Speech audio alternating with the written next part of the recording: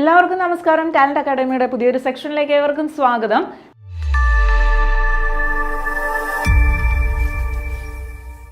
നമ്മൾ ഇന്ന് HSA എക്സാമുമായി ബന്ധപ്പെട്ടുള്ള കുറച്ച് പ്രീവിയസ് ക്വസ്റ്റ്യൻസ് ആണ് നമ്മൾ നോക്കാൻ പോകുന്നത്. അപ്പോൾ അതിന് മുമ്പായിട്ട് നമുക്കിവിടെ HSAയുടെ സോഷ്യൽ സയൻസിൻ്റെ ബാച്ച് സ്റ്റാർട്ട് ചെയ്തിട്ടുണ്ട്. പിന്നെ ഫിസിക്കൽ സയൻസ്, നാച്ചുറൽ സയൻസ് തുടങ്ങിയവയുടെ ക്ലാസ്സസും നമ്മളിവിടെ ലഭ്യമാക്കുന്നുണ്ട്. അപ്പോൾ നിങ്ങൾക്ക് കോഴ്സുമായി ബന്ധപ്പെട്ട ഡീറ്റെയിൽസ് എല്ലാം തന്നെ നിങ്ങൾക്ക് സ്ക്രീനിൽ കാണുന്ന നമ്പറിൽ കോൺടാക്റ്റ് ചെയ്താൽ നിങ്ങൾക്ക് അറിയാൻ സാധിക്കും. അപ്പോൾ നമ്മുടെ റാങ്ക് ഫയൽ അറിയാലോ, HSAയുടെ സോഷ്യൽ സയൻസിൻ്റെ റാങ്ക് ഫയൽ, അതേപോലെ ഫിസിക്കൽ സയൻസിൻ്റെ റാങ്ക് ഫയലൊക്കെ നമുക്കിവിടെ ലഭ്യമാണ്. നിങ്ങൾക്ക് റാങ്ക് ഫയലുമായി ബന്ധപ്പെട്ടുള്ള എല്ലാ സംശയങ്ങളും നിങ്ങളുടെ സ്ക്രീനിൽ കാണുന്ന നമ്പറിൽ നിങ്ങൾ കോൺടാക്റ്റ് ചെയ്യുക. അപ്പോൾ നമ്മുടെ PSC സിലബസിനെ അടിസ്ഥാനമാക്കിക്കൊണ്ട് തന്നെ മുൻകാല ചോദ്യപേപ്പറുകളെയൊക്കെ ഉൾപ്പെടുത്തിക്കൊണ്ട് തയ്യാറാക്കിയ ഒരു പൂർണ്ണമായ ഒരു റാങ്ക് ഫയലാണ് നമ്മുടെ HSAയുടെ റാങ്ക് ഫയൽ. അത് എത്രയും പെട്ടെന്ന് വാങ്ങി വെച്ചിട്ട് നിങ്ങൾ ക്ലാസ്സിന് കൂടി ജോയിൻ ചെയ്യുക. ഓക്കെ, അപ്പോൾ നമുക്ക് ക്വസ്റ്റ്യൻസിലേക്ക് പോകാം. First question, among the following methods, which one is least suitable to encourage critical thinking among the students? എന്താ പറഞ്ഞിരിക്കുന്നത്? Among the following methods, which one is least suitable to encourage critical thinking among students? കുട്ടികളിൽ critical തിങ്കിങ്ങിനെ encourage ചെയ്യുന്ന കാര്യങ്ങളിൽ ഇതിനകത്ത് ഏറ്റവും least suitable ആയിട്ടുള്ളത് ഏതാണെന്നാണ് നോക്കിക്കേ. Options: A discussion, B lecture method, C debate, D brain storming. ഒരു സംശയവും വേണ്ട, കുട്ടികളിൽ ക്രിട്ടിക്കൽ തിങ്കിങ്ങിന് അനുയോജ്യമല്ലാത്ത തീർത്തും ഏതാണ്? ലെക്ചർ മെത്തേഡ് ആണ് അല്ലേ?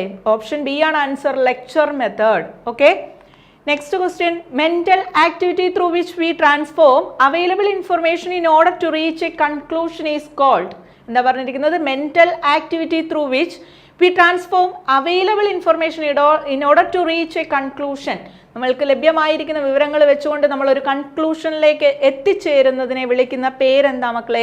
ഓപ്ഷൻസ് നോക്കിക്കേ. A decision making, B reasoning, C thinking, D problem solving. ഏതാണ്? റീസണിങ് ആണ് അല്ലേ? ഓപ്ഷൻ ബി ആണ് answer, reasoning. Mental activity through which we transform available information, നമുക്ക് ലഭ്യമായിരിക്കുന്ന വിവരങ്ങൾ വെച്ചുകൊണ്ട് നമ്മളൊരു കൺക്ലൂഷനിലേക്കൊക്കെ എത്തിച്ചേരുന്നതിനെ നമ്മൾ റീസണിങ് എന്നാണ് പറയുന്നത്. Number 3, The theory of multiple intelligence was proposed by. വളരെ പ്രധാനപ്പെട്ട ചോദ്യമാണ്. കഴിഞ്ഞ HSA പരീക്ഷയ്ക്കും സോഷ്യൽ സയൻസിനും നമുക്ക് സൈക്കോളജിയിൽ നമുക്ക് ഇവിടെ നിന്ന് ചോദ്യങ്ങൾ വന്നൊരു മേഖലയാണ്. The theory of multiple intelligence was proposed by. Options നോക്കിക്കേ. A Likert, B Erikson, C Howard Gardner, D Thurstone. എന്താണ്? ഹവാർഡ് ഗാർട്ട്നർ ആണ് അല്ലേ? ഓപ്ഷൻ സി ആണ് ആൻസർ, മൾട്ടിപ്പിൾ ഇന്റലിജൻസ്, ബഹുമുഖ ബുദ്ധി. ബഹുമുഖ ബുദ്ധിയെ കുറിച്ചാണ് പറഞ്ഞിരിക്കുന്നത്. അദ്ദേഹത്തിന്റെ ബുദ്ധി ഏതൊക്കെയാണെന്ന് അറിയാമല്ലോ. എന്തൊക്കെയാണ് അദ്ദേഹം പറയുന്ന ബുദ്ധി എന്ന് പറയുന്നത്? ഇന്റലിജൻസ് എന്ന് പറയുന്നത് ഒരു സിംഗിൾ എൻറ്റിറ്റി അല്ല എന്നാണ് അദ്ദേഹം പറഞ്ഞിരിക്കുന്നത് അല്ലേ? അതിനകത്ത് കുറേ കാര്യങ്ങൾ വരുന്നതാണ്. അപ്പോൾ നിങ്ങൾക്ക് അറിയാവുന്നതാണ്. എന്താണ്? വെർബൽ ഓർ ലിംഗ്വിസ്റ്റിക് വരുന്നുണ്ട് ഇല്ലേ? അതേപോലെ മ്യൂസിക്കൽ ഇന്റലിജൻസ് ഉണ്ട്, ലോജിക്കൽ ആൻഡ് മാത്തമാറ്റിക്കൽ ഉണ്ട്. പിന്നെ അതേപോലെ തന്നെ എന്താണ്? Intrapersonal, interpersonal intelligence, bodily kinesthetic intelligence, naturalistic intelligence, existential intelligence എന്നീ ഇന്റലിജൻസിനെ കുറിച്ചാണ് ഈ ഹവാർഡ് ഗാർട്ട്നർ അദ്ദേഹം മൾട്ടിപ്പിൾ ഇന്റലിജൻസിൽ പറഞ്ഞിരിക്കുന്നത്. നിങ്ങൾക്ക് അറിയാവുന്ന കാര്യമാണ്. Okay, next question, which of the following is not related to Vygotskian learning theory? എന്താ പറഞ്ഞിരിക്കുന്നത്? Which of the following is not related, Vygotskian തിയറിയുമായിട്ട് റിലേറ്റ് ചെയ്തിട്ടില്ലാത്ത ഏതാണെന്നാണ് ചോദ്യം വന്നിരിക്കുന്നത്. ഓപ്ഷൻസ് നോക്കിക്കേ. A scaffolding, B concept attainment model, C collaborative learning, D cooperative learning. അപ്പോൾ ഇതിനകത്ത് ഏതാ മക്കളെ? Scaffolding, concept attainment model, collaborative learning, cooperative learning. ഏതാണ് ഇവിടെ ആൻസർ? വൈഗോട്സ്കിയുടെ ഒരു കൺസെപ്റ്റ് അല്ലാത്തത് ഏതാണ്? അദ്ദേഹത്തിന്റെ തിയറിയുമായി ബന്ധപ്പെട്ടിട്ട് ഇല്ലാത്ത കാര്യം എന്ന് പറയുന്നത് ഓപ്ഷൻ ബി ആണ്, കൺസെപ്റ്റ് അറ്റൈൻമെന്റ് മോഡൽ ആണ് അല്ലേ? ഇത് ആരുടേതാണ്? കൺസെപ്റ്റ് അറ്റൈൻമെന്റ് മോഡൽ, ആശയദാന മാതൃക എന്ന് പറയുന്നത് ബ്രൂണറിൻ്റെതാണെന്ന് എല്ലാവർക്കും അറിയാം അല്ലേ? അപ്പോൾ സ്കഫോൾഡിങ്, കൈത്താങ് എന്നുള്ള ആ ഒരു സംഭവത്തിന് കൂടുതൽ പ്രചാരം, വിദ്യാഭ്യാസത്തിൽ അതിന്റെ എന്താണ് ഇമ്പോർട്ടൻസിനെ കുറിച്ചൊക്കെ പറഞ്ഞത് ആരാണ്? നമ്മുടെ വൈഗോട്സ്കി ആണ്. പിന്നെ അതേപോലെ കൊളാബറേറ്റീവ് ലേണിംഗ്, സഹവർത്തിത പഠനത്തിന്റെ പ്രാധാന്യത്തെക്കുറിച്ച് അദ്ദേഹം പറയുന്നുണ്ട്. കോഓപ്പറേറ്റീവ് ലേണിംഗ്, സഹകരണാത്മക പഠനത്തെക്കുറിച്ച് പറയുന്നുണ്ട്. അപ്പോൾ ഈ ഓപ്ഷൻസിനകത്ത് കൺസെപ്റ്റ് അറ്റൈൻമെന്റ് മോഡൽ, ആശയദാന മാതൃക വൈഗോട്സ്കിയുടെ തിയറിയുടെ ഒരു കൺസെപ്റ്റ് അല്ല. ആരുടേതാണത്? ബ്രൂണറിൻ്റെതാണ്. Okay, next question, which among the following is a student centred learning approach? ഏതാണ് സ്റ്റുഡൻറ് സെന്റേർഡ് ആയിട്ടുള്ള ലേണിംഗ് അപ്രോച്ച് ഏതാണ്? ഓപ്ഷൻസ് നോക്കുക. Gurukula learning, ICT assisted learning audio, C distant learning, D collaborative learning. Student centred, അപ്പോൾ എന്താണ്? ശിശു കേന്ദ്രീകൃതമായിട്ടുള്ള ഒരു learning approach ഏതാണെന്നാണ് ചോദ്യം. ഓപ്ഷൻ ഡി ആണ് ആൻസർ, കൊളാബറേറ്റീവ് ലേണിംഗ് ആണ്, സഹവർത്തിത പഠനം ഇല്ലേ? എന്താ പറഞ്ഞിരിക്കുന്നത്, ഭിന്ന നിലവാരത്തിലുള്ള ഗ്രൂപ്പുകൾ ചേർന്നുള്ള കുട്ടികൾ ചേർന്നിട്ട് അവരാണ് എന്ത് ചെയ്യുന്നത്, അതിനകത്ത് പഠനം നടത്തുന്നത്, ലേണിംഗ് ആക്ടിവിറ്റി നടത്തുന്നത്.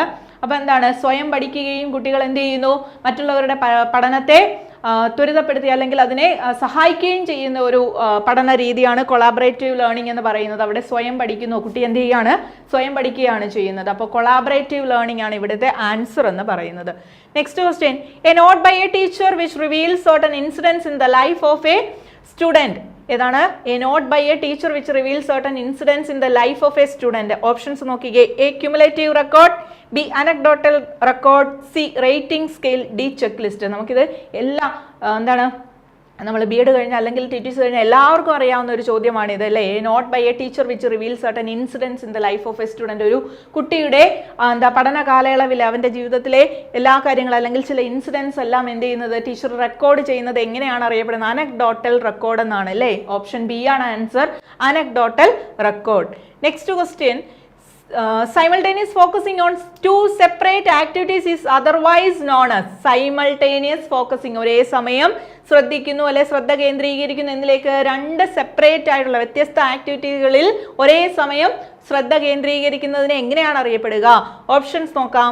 A span of attention, B shifting of attention, C division of attention, D distraction of attention. അപ്പോൾ simultaneous focus on two separate activities, ഒരേ സമയം രണ്ട് വ്യത്യസ്ത കാര്യങ്ങളിൽ ശ്രദ്ധ കേന്ദ്രീകരിക്കുന്നത് എങ്ങനെയാണ്? Division of attention. Option C ആണ് ആൻസർ, ഡിവിഷൻ ഓഫ് അറ്റൻഷൻ ആണ്. അപ്പോൾ സ്പാൻ ഓഫ് അറ്റൻഷൻ എന്ന് പറഞ്ഞാൽ എന്താണ്, ശ്രദ്ധയുടെ കാലയളവാണ് അവിടെ പറയുന്നത് കേട്ടോ, സ്പാൻ ഓഫ് അറ്റൻഷൻ എന്ന് പറയുന്നത്. വില്യം ഹാമിൽട്ടൺ ആണ് അതിൻ്റെ പ്രപ്പോസ് ചെയ്തിരിക്കുന്നത്, സ്പാൻ ഓഫ് അറ്റൻഷൻ. എന്നാൽ ഷിഫ്റ്റിംഗ് ഓഫ് അറ്റൻഷൻ എന്ന് പറഞ്ഞാൽ എന്താണ്, ഒന്നിൽ നിന്നും മറ്റൊന്നിലേക്ക് ശ്രദ്ധ മാറ്റുന്നതാണ്. പിന്നെ ഡിവിഷൻ ഓഫ് അറ്റൻഷൻ ആണ് ഇത് സൈമൾട്ടേനിയസ് ഫോക്കസിങ്, രണ്ട് വ്യത്യസ്ത കാര്യങ്ങളിലേക്ക് ഒരേ സമയം ശ്രദ്ധ കേന്ദ്രീകരിക്കുന്നത്, division of attention. Distraction of attention എന്ന് പറഞ്ഞാൽ എന്താണ്, ശ്രദ്ധയെ വ്യതിചലിപ്പിക്കുക.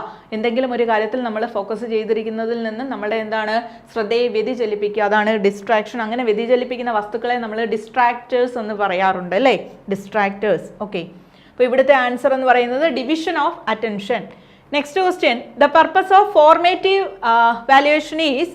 ഓപ്ഷൻസ് നോക്കിക്കേ, ഫോർമേറ്റീവ് വാല്യുവേഷൻ്റെ പർപ്പസ്, ഉദ്ദേശം എന്താണ്? Option A decision of what to measure, next development of the test, C monitoring progress of student, D administering the test. എന്താ പറഞ്ഞിരിക്കുന്നത്? ഫോർമേറ്റീവ് വാല്യുവേഷൻ്റെ ഉദ്ദേശം എന്താ മക്കളെ? മോണിറ്ററിംഗ് പ്രോഗ്രസ് ഓഫ് സ്റ്റുഡൻസ് അല്ലേ, ശരിയല്ലേ? ഓപ്ഷൻ സി ആണ് ആൻസർ. എന്താണ്, കുട്ടികളുടെ പ്രോഗ്രസ് നമ്മൾ നിരന്തരം മോണിറ്റർ ചെയ്തുകൊണ്ടിരിക്കുക എന്നുള്ളതാണ് ഫോർമേറ്റീവ് ഇവാലുവേഷന്റെ ഒരു പർപ്പസ് എന്ന് പറയുന്നത് അല്ലേ. അടുത്ത question, which of the following objectives belongs to affective domain. Affective ഡൊമൈനിൽ വരുന്ന അതിൻ്റെ ലക്ഷ്യങ്ങൾ എന്തൊക്കെയാണെന്നുള്ളതാണ് അല്ലേ. നോക്കുക, A developing favourable attitude towards social service, B developing reading comprehension, C developing the skill of typing, D developing a set of concept. എന്താ പറഞ്ഞിരിക്കുന്നത്? which of the following objectives belongs to affective domain. ഇവിടെ നമുക്ക് psychomotor domain, cognitive domain, affective domain അറിയാലോ. അപ്പോൾ അതിനകത്ത് ഏതാണ് ഇതിനകത്ത് answer വരുന്നത്? Developing favourable attitude towards social service. അപ്പോൾ ഇവിടെ അഫക്റ്റീവ് ഡൊമൈൻ നമ്മുടെ ഫീലിങ്സുമായി ബന്ധപ്പെട്ട കാര്യങ്ങളാണ് അഫക്റ്റീവ് ഡൊമൈനിൽ വരുന്നതെന്ന് അറിയാം അല്ലേ. അപ്പോൾ ഇവിടെ ഏതാണ്? സോഷ്യൽ സർവീസ്, ഇമോഷൻസ്, അങ്ങനെയുള്ള കാര്യങ്ങൾ അല്ലേ. Developing favourable attitude towards social service, social സർവീസിനോട് ഒരു ഫേവറബിൾ ആറ്റിറ്റ്യൂഡ്. നമ്മുടെ ആറ്റിറ്റ്യൂഡ് എന്ന് പറയുമ്പോൾ നമ്മുടെ ഇമോഷനുമായി ബന്ധപ്പെട്ടുള്ള കാര്യമാണ്. അപ്പോൾ ഇമോഷൻസ്, ഫീലിങ്സുമായി ബന്ധപ്പെട്ടുള്ള കാര്യങ്ങളാണ് നമുക്ക് അഫക്റ്റീവ് ഡൊമൈനിൽ വരുന്നതെന്ന് അറിയാം. അപ്പോൾ ആ ഒരു ഒറ്റ പോയിന്റ് വെച്ചുകൊണ്ട് തന്നെ നമുക്ക് ഇതിനകത്തുനിന്ന് ഫസ്റ്റ് ഓപ്ഷൻ ആണ് നമ്മുടെ ആൻസർ എന്ന് കണ്ടെത്താൻ ഒരു പ്രയാസവുമില്ല. ഓക്കെ, അടുത്ത ചോദ്യം, among the following psychologist who is not a theorist on intelligence. താഴെ തന്നിരിക്കുന്ന ഈ സൈക്കോളജിസ്റ്റുകളുടെ പേരുകളിൽ എന്താണ് ഇന്റലിജൻസുമായി ബന്ധമില്ലാത്തതാരാണ്? നോക്കിക്കേ, A Thurstone, B Kohler, C Gardner, D Spearman. ഇതൊക്കെ എളുപ്പമുള്ള ചോദ്യങ്ങളാണ് അല്ലേ. ആരാണ് ആൻസർ? ബി കൊഹ്ലർ ആണ് അല്ലേ. അപ്പോൾ എന്താ തസ്റ്റൺ നമുക്കറിയാം ആരാണ്. തർസ്റ്റൺ നമ്മുടെ ബുദ്ധി സിദ്ധാന്തവുമായി ബന്ധപ്പെട്ട ഒരു വ്യക്തിയാണെന്ന് അറിയാമല്ലോ. പിന്നെ ഗാർട്ട്നറും അറിയാം, ബഹുമുഖ ബുദ്ധി. പിന്നെ സ്പിയർമാൻ ടു ഫാക്ടർ തിയറിയുമായി ബന്ധപ്പെട്ട വ്യക്തിയാണ്, ടു ഫാക്ടർ തിയറിയുമായി റിലേറ്റ് ചെയ്തിരിക്കുന്ന വ്യക്തിയാണ് സ്പിയർമാൻ. തർസ്റ്റൺ എന്ന് പറയുമ്പോഴത്തേക്കിനോ സംഘഘടക സിദ്ധാന്തവുമായി ബന്ധപ്പെട്ടതാണ് തർസ്റ്റന്റെ പേരെന്നറിയാം. അപ്പോൾ ഇന്റലിജൻസുമായി റിലേറ്റ് ചെയ്തതാണ് തർസ്റ്റണും ഗാർട്ട്നറും സ്പിയർമാനും എല്ലാം, ചാൾസ് സ്പിയർമാനും എല്ലാം. കൊഹ്ലർ ആരാണ്? കൊഹ്ലർ എന്ന് പറയുന്നത് ഇൻ്റലിജൻസുമായി ബന്ധപ്പെട്ട വ്യക്തിയെ അല്ല, ഇൻസൈറ്റ് ലേണിംഗ് അല്ലേ, നമ്മുടെ ഗസ്റ്റാൾട്ട് സിദ്ധാന്തവുമായി റിലേറ്റ് ചെയ്തിരിക്കുന്ന വ്യക്തിയാണ് കൊഹ്ലർ. അറിയാലോ, അപ്പോൾ കൊഹ്ലറാണ് ഇവിടുത്തെ ഉത്തരം എന്ന് പറയുന്നത്. ഓക്കെ, അപ്പോൾ നമ്മളിന്ന് ഒരു 10 ക്വസ്റ്റ്യൻസ് നമ്മളിന്ന് എന്താണ് റിവൈസ് ചെയ്തിട്ടുണ്ട്. അപ്പോൾ നിങ്ങൾ പഠിച്ചു വച്ചിരിക്കുന്ന കാര്യങ്ങളൊക്കെ തന്നെയാണ്. അപ്പോൾ വീണ്ടും നമുക്ക് മറ്റു ചില ചോദ്യങ്ങളുമായിട്ട് അടുത്തൊരു ക്ലാസ്സിൽ കാണും വരേക്കും. Thank you.